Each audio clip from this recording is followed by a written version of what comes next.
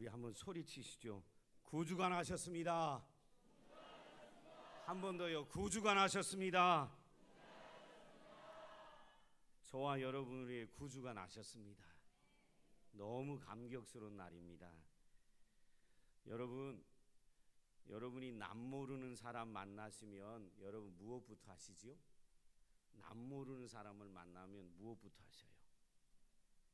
한번 해보지요. 옆에 분 남 모르는 분이라고 생각하고 늘 앉는 자리에 앉으니까 다 아는데 한번 설교를 이해하도록 돕기 위해서 남 모르다고 생각하고 그분 만나면 자 뭐부터 하십니까? 자 시작.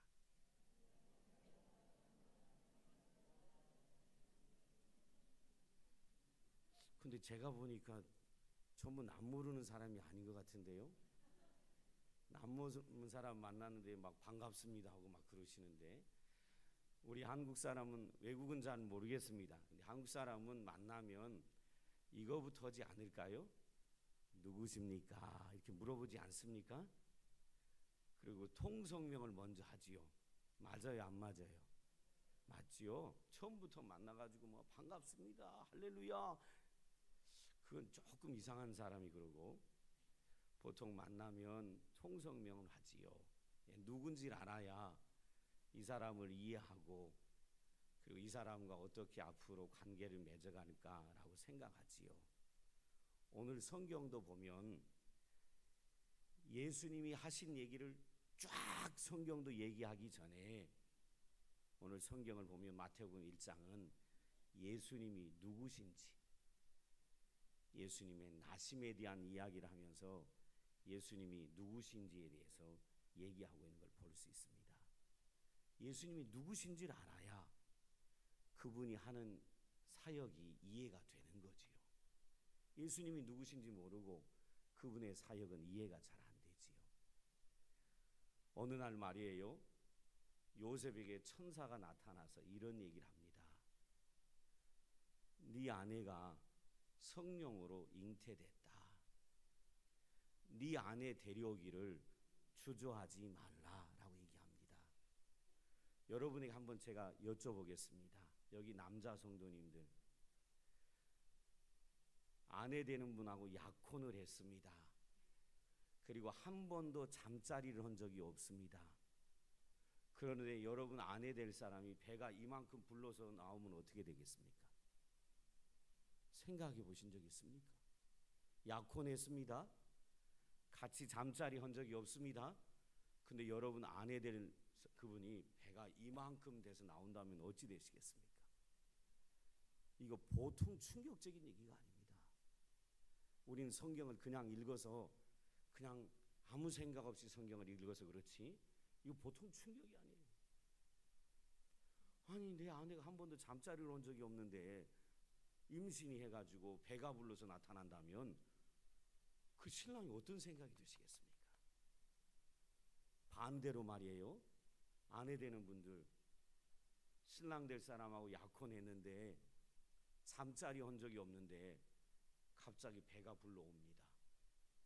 실제 아기가 이 안에 들어있는 겁니다.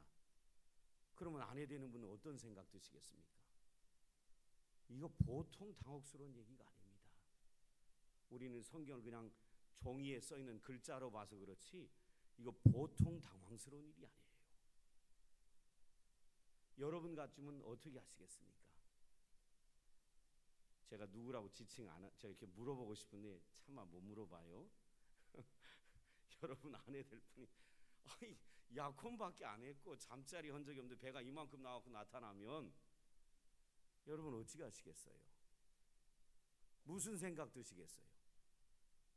별 생각 다 들지요. 그리고 그분을 아내로 맞이하시겠어요? 어림없지요. 약혼하고 잠자리도 같이 한 적이 없는데 배가 이만큼 나온 아내가 오면 그걸 아내로 맞이하겠냐 이 말이에요. 어림없는 얘기지요. 지금 요셉이 이런 당혹스러운 일이 벌어지고 있습니다. 근데 성경에 보면 요셉을 향하여 의로운 사람이다 이렇게 얘기합니다. 여러분 앞으로 성경을 보실 때 특별히 신구약 다 보실 때 의인이다, 의롭다 이런 표현이 나오면 이렇게 이해하시면 안 됩니다. 이 사람은 죄가 하나도 없는 완전한 사람이다, 완벽한 사람이다 이렇게 이해하시면 안 됩니다. 성경에서 누구를 의롭다, 의인이다 이렇게 표현하는 것은 그 사람이 하나님과의 관계가 바르게 돼 있는 사람이다 그 말입니다. 이해되셨어요? 요셉은 성경에 의로운 자다. 요셉이 참 의로웠습니다. 그래서요 요셉은요 이 이야기를 듣고 드러내지 않고 이 여인 마리아를 끊어내려고 했습니다. 보통 사람 같으면 붙들고 싸움을 하고 너 누구 만났어? 우스갯소리예요. 너 여장로 만났지? 아니면 이기춘 장로 만났어? 하고 난리를 폈을 텐데 요셉은 하나님과의 관계가 바르게 돼 있어서요 조용히 이 여인을 끊고자 했습니다. 쉽게 말하면 이 당시에 여인이 만약에 배우자 될 사람하고 정상적인 결혼 관계를 갖고 아이를 갖지 않은 상태에서 아이를 가지면 그 당시는 여러분 아시죠? 사람들에 의해서 돌로 뭐예요? 초죽임을 당해요. 이 요셉이 얘기를 하면 마리아는 어떻게 되지요? 초죽임을 당합니다. 근데 요셉이 의로운 사람이라 드러내지 않고 조용히 이혼 절차를 진행하려고 했습니다. 그때 하나님께서 요셉에게 상황을 설명한 겁니다. 요셉아, 네 마리아 데려오기를 두려워 말라. 그는 사람에 의해서 태어난 게 아니라 성령에 의해서 태어났다. 그 말은 마리아의 뱃속에 있는 아기는 사람이 아니고 누구다 이 말입니까? 누구라는 얘기예요? 신이다 이 말이에요. 하나님이다 이 말입니다. 그리고 자세히 설명해 주십니다. 뭐라고 얘기하냐면 그 아이의 이름은 예수다. 그는 자기 백성을 저들의 죄에서 구원할 자다. 그리고 천사는 계속해서 이어서 설명하기를 그 아이의 이름은 임마누엘이다. 임마누엘은 하나님이 하나님의 백성과 함께 하신다라는 뜻이다 라고 설명하며 요셉이 이해하고 받아들이도록 돕는 것을 봅니다. 저는 이 이야기를 보면서요 예전에 몰랐던 걸 하나 깨달았어요. 그게 뭐냐면 이거예요. 하나님이 천사를 통해 요셉에게 예수님 탄생 이야기를 쭉 하시는데 예수님은 굳이 사람들에게 설명할 필요가 있습니까? 없습니까? 하나님이 사람들에게 설명할 이유가 있어요? 없어요? 없어요. 하나님은 굳이 일일이 설명하지 않으셔도 됩니다. 어떤 일이든 하나님은 일방적으로 처리하셔도 됩니다. 이 땅에 있는 모든 것이 다 하나님의 것입니다. 하나님의 마음대로 한다고 한들 누구도 그에 대해서 이의를 제기할 사람이 없습니다. 그런데요 하나님은 이 일을 진행함에 있어서 일방적으로 진행하지 않으셨다는 거예요. 하나님은 이 예수님 나심에 대한 이 일을 진행하면서 요셉과 마리아에게 다 설명하셨습니다. 그리고 사람과 소통하시며 이 일을 진행해 가시는 것을 오늘 성경을 통해 보게 됩니다. 제가 미처 몰랐던 걸 깨달았어요.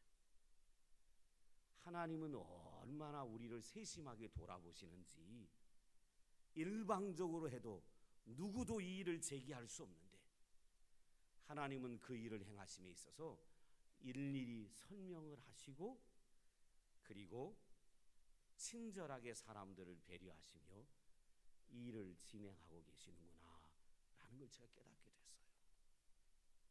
얼마나 좋으신 하나님이신지 모릅니다. 누가복음 1장에 보면 하나님은 단지 이것은 요셉에게만 천사들을 통해 설명해 준 게 아니라 누가복음 1장에는 천사 가브리엘을 통해 아내가 되는 마리아에게도 네가 성령으로 잉태됐음을 친절하게 자세히 설명해 주십니다. 이것을 보고 제가 깨달은 게 있습니다.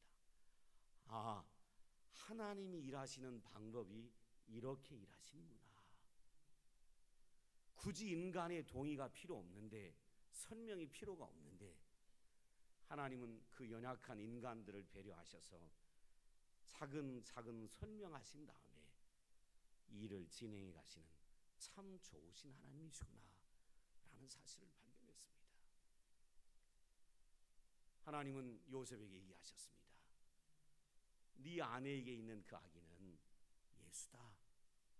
자기 백성을 구원할 예수다. 이렇게 얘기합니다.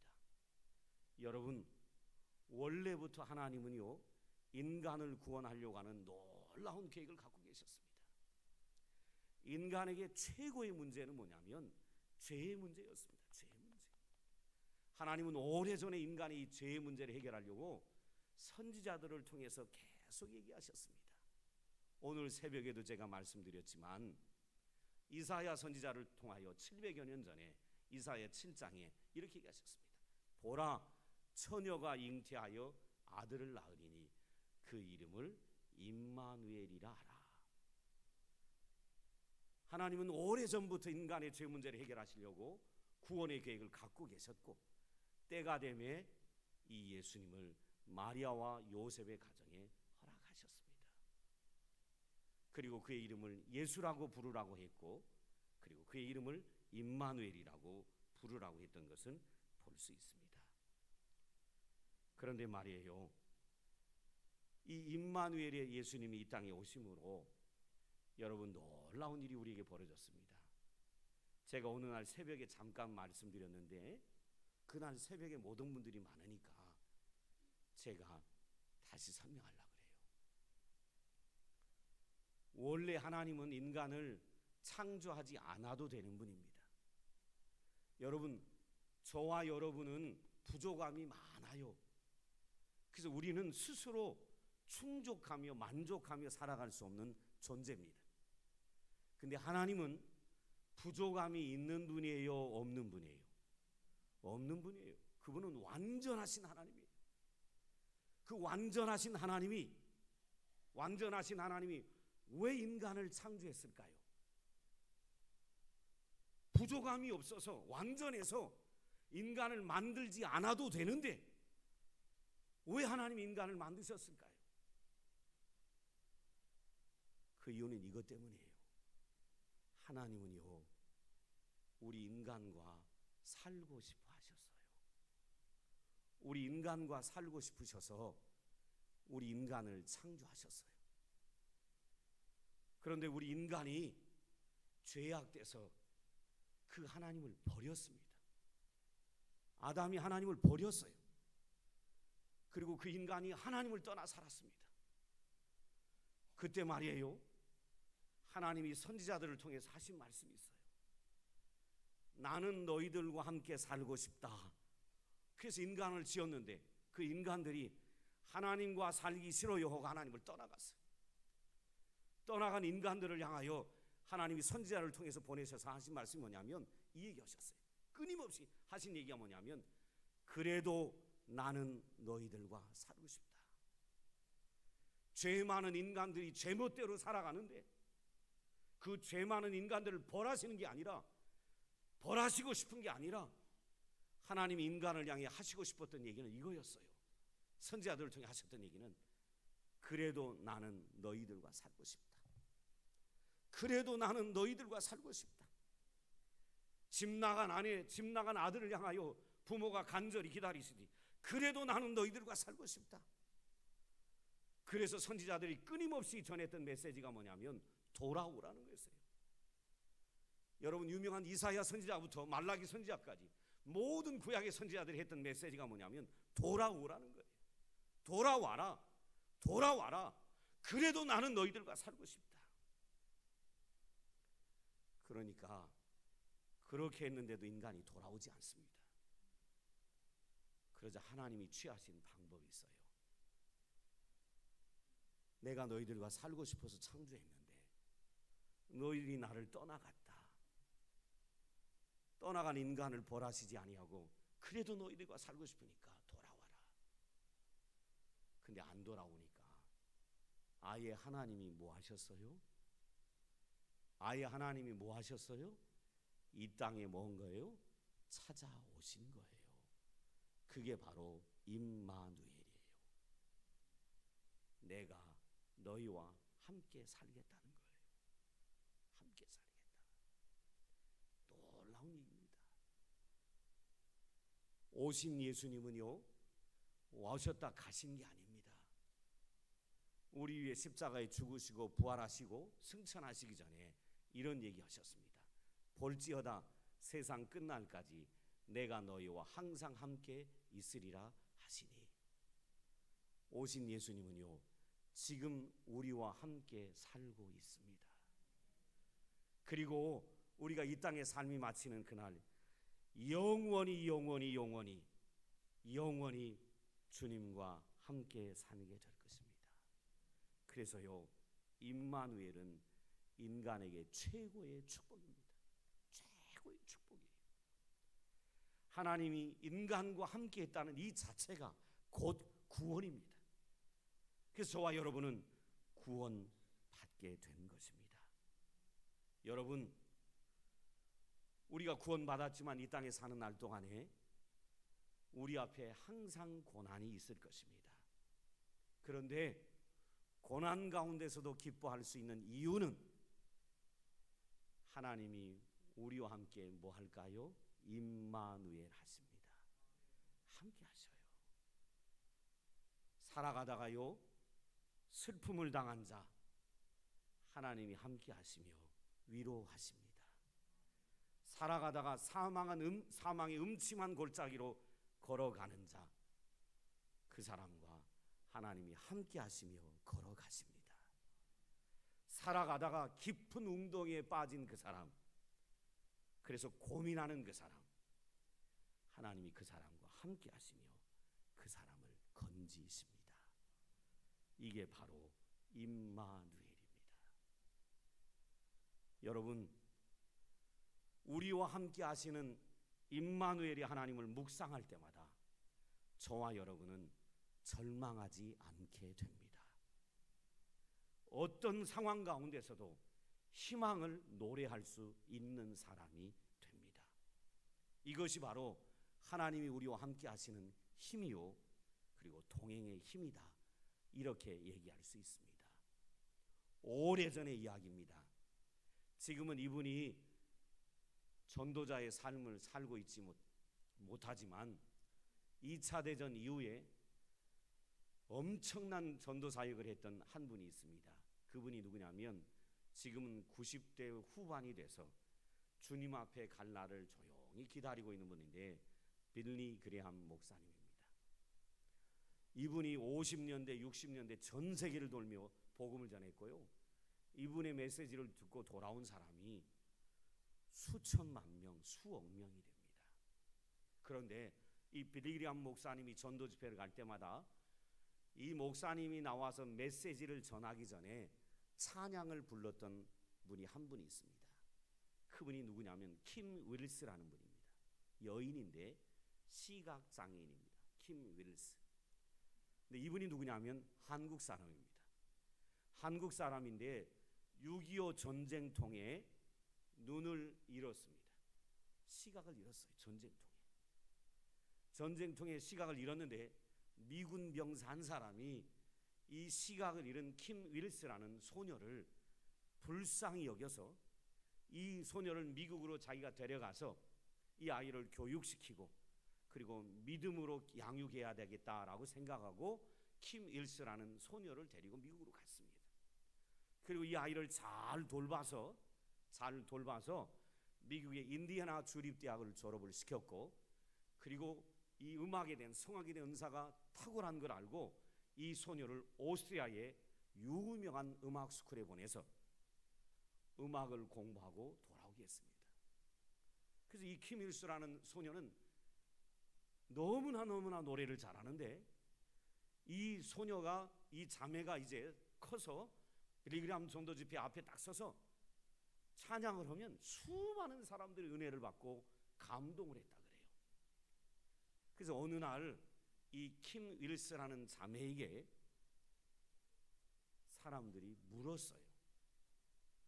그때 이 킴 윌스가 간증한 이야기가 있습니다. 간증한 이야기가 있는데 뭐라고 간증했냐면 이렇게 얘기합니다. 킴 윌스는 시각장애인 여인이라 그랬어요. 여러분, 시각장애인들 돕는 분들이 옆에 두 종류의 돕는 사람들이 있습니다. 한 종류의 사람은 시각장애인을 이렇게 같이 옆에서 붙들고 가는 사람들이 있고, 최근에는 훌륭한 도우미로 시각장애인을 돕는 뭐도 있지요? 개도 있지요. 이 킴 윌스가 한 말인데 뭐라고 얘기했냐면, 시각장애인인 나를 돕는 사람은 이렇게 얘기한 적이 한 번도 없다는 거예요. 100m 앞에 200m 앞에 장애물이 있어요. 돌뿌리가 있어요. 물이 있어요. 한 번도 이렇게 얘기한 적이 없다는 거예요. 시각장애인을 인도하는 가이드는 이렇게 얘기한다는 거예요. 킴 윌스, 한 발짝 앞에 계단이 있어. 한 발짝 앞에 돌이 있어. 한 발짝 앞에 나무 뿌리가 있어. 조심해. 이렇게 가이드를 한다는 거예요. 그러면 그 가이드를 따라 한 발 한 발 한 발 옮기다 보면 어느 순간인가 찬양 사역자니까 어디 올라와 있어요? 강단에 올라와 있는 거예요. 자기를 가이드했던 모든 시각장애인을 가이드한 사람들은 100m 앞에 200m 앞에 뭐가 있다라는 걸 얘기한 적이 한 번도 없다는 거예요. 항상 한 발 앞에 뭐가 있고 두 발 앞에 뭐가 있다는 얘기를 했다는 거예요. 그러면서 그 킴 윌스라는 시각장애 여성이 덧붙였어요. 예수님은 나에게 한 번도 네 10년 앞에 어떻게 될 것이다, 20년 앞에 어떻게 될 것이다, 30년 앞에 어떻게 될 것이다 한 번도 얘기하신 적이 없다는 거예요. 그런데 나의 친절한 안내자가 되시는 예수님 붙들고 한 발 한 발 한 발 달려왔더니 하나님이 나를 수많은 사람들에게 감동을 주는 찬양 사역자로 지금 쓰고 계시고, 그 나를 친절히 인도하는 그 예수님을 붙잡고 계속 내가 달려가노라면 언젠가 나는 천국에 이르게 될 것을 믿는다 라고 고백했다 그래요. 오늘 이 자리에 나와 예배하는 평안의 가족 여러분, 제가 여러분에게 도전하고 싶습니다. 신앙생활하다가 어느 날 구원의 즐거움, 감격을 잃어버릴 때가 종종 사람들에게 올 수 있습니다. 그때 제가 여러분에게 도전합니다. 나와 함께 하시기와 이 땅에 오신 예수님, 지금도 나와 함께 하시는 그 예수님을 생각하고 바라보며 살게 되면 이 땅에서 승리하는 인생을 살아가게 됩니다. 10년 후, 20년 후, 30년 후 바라볼 필요 없어요. 늘 내 곁에 계셔서 내 발자국 한 발자국 한 발자국 인도하는 그 주님을 붙들고 의지하며 살아가면, 그분 바라보면 인생은 승리하게 되고 어느 날 천국에 이르게 되는 축복을 경험하게 됩니다.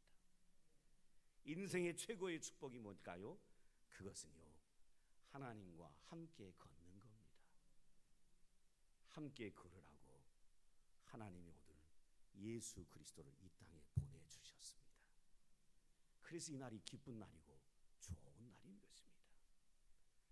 제가 더불어 한 가지 여러분에게 더 도전하고 싶습니다. 그게 뭐냐면, 하나님이 우리가 너무나 불쌍하고 연약하고 죄 많은 거 아시고 우리를 구원해 주시고 우리와 함께 해 주시기 하여, 우리에게 위로와 소망이 돼 주시기 하여 하나님이 아들 예수를 보내주셨습니다. 근데 말이에요, 이 땅에는 우리가 함께 해주기를 원하는 사람들이 많이 있습니다. 여러분 한번 보세요. 지금 우리나라에서 일어난 일도 그 일인데, 사람들은 자기 옆에 힘 있는 사람, 능력 있는 사람, 실력 있는 사람을 두고 싶어 합니다. 그리고 그런 사람들과 함께 할 때 뿌듯해 합니다. 뿌듯해해요. 그래서 종종 내 인생이 초라하다고 생각하는 사람들이 하는 고백이 뭐냐면 이거예요.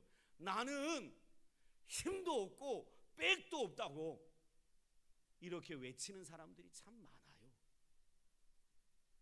그리고 소위 말하는 좀 힘이 있고 백이 있다는 사람을 옆에 두고 있는 사람들은 자기가 힘이 있고 능력 있는 것도 아닌데 자기 옆에 누가 있다는 것 때문에 이 사람들은 자랑스러워하고 어깨에 힘을 주고 목이 뻣뻣해져요. 그래서 자기 옆에 힘 있는 사람을 두려고 몸부림을 치죠. 그 사람 중에 한 사람이 지금 이 나라를 사고친 여인이에요. 그 여인 이름이 뭐예요? 최씨라는 여인이에요. 최씨. 여러분, 사람들은요 자기 옆에 힘 있고 빽 있는 사람을 두면 굉장히 사랑스러워해요. 그것도 없다고, 빽도 힘도 없다고 소리치는 탄식하는 사람들이 얼마나 많은지 몰라요. 여러분, 세상에서 가장 위대하신 분, 세상에서 가장 큰 분, 세상에서 가장 능력 있는 그분이 나와 함께 해주러 오셨습니다. 근데 이걸 모르는 사람들이 있어요. 내 옆에 힘 있는 사람이 있었으면 좋겠다, 능력 있는 사람이 있었으면 좋겠다, 모르고 목말라 하는 사람이 있어요. 여러분, 저와 여러분이 예수님이 나와 함께 해주러 오셨다는 이 사실만 기뻐할 것이 아니라 오늘 누군가의 도움이 필요한 그 사람을 찾고 있는 사람들에게 저와 여러분도 찾아가서 그들과 함께 해주는 평안의 가족들 됐으면 좋겠어요. 그래서 제가 올해 이 겨울에 연탄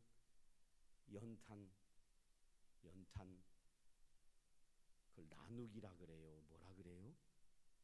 연탄 나누기 말 맞아요? 연탄 나누기 하려고 그래요. 뭔가 필요로 하고 뭔가 함께 해주는 사람이 있었으면 좋겠다는 사람들에게 연탄 나누기 하려고 합니다. 올 1월 달에 청년들, 학생들 데리고 연탄 나누기 하는데 갔어요. 우리 도우러 갔는데, 섬기러 갔는데, 도움을 받는 사람들이 기뻐한 게 아니고요, 도움을 주는 우리 청년들, 학생들이 얼마나 즐거워했는지 몰라요. 연탄을 갖다 섬기면서 드리면서 얼마나 행복했는지 모릅니다. 그리고 그 아이들이 너무 재밌으니까 막 여기다가 서로 그려주면서 막 연탄 나누고, 제 얼굴에도 그리려고 그래서 내 얼굴에 그리는 사람은 오늘부터 출교다, 우리 교회에서 다. 그러면서 제 얼굴에는 못 그리겠어요. 여러분, 예수님이 죄 많은 우리를 찾아오셔서 우리와 함께 해주심으로 우리는 구원받았습니다. 너무 기쁜 날이고요. 이 땅에 무엇인가 함께 해줄 사람이 필요로 하는 사람들이 많이 있습니다. 그분을 생각하는 성탄절이 됐으면 좋겠어요.